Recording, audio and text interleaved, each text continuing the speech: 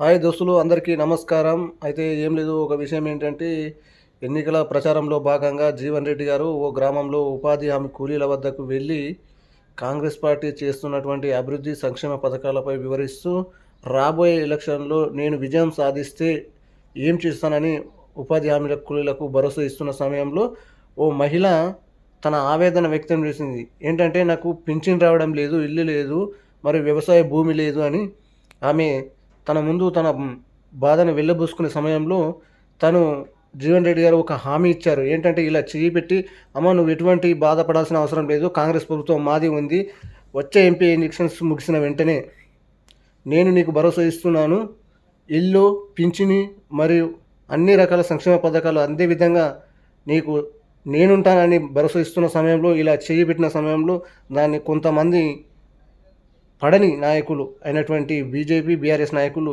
దాన్ని కొట్టినట్టుగా ఎడిటింగ్ చేసి మార్పిడి చేసి ట్రోలింగ్ చేస్తున్నారు. ఇది తప్పుడు ప్రచారం. ఆ మహిళ కూడా తనను కొట్టలేదు.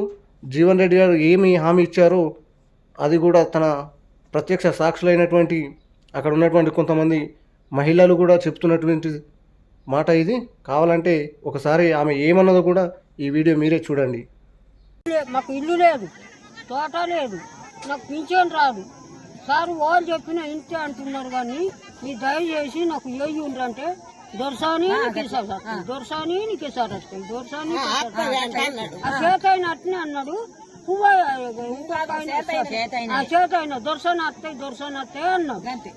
అందరు అన్నట్టు నేను అన్నా చేతికి అమ్మ అంట గిట్ట చూపి కొట్టినట్టు పెట్టి నన్ను బదనం చేసినట్టు కదా.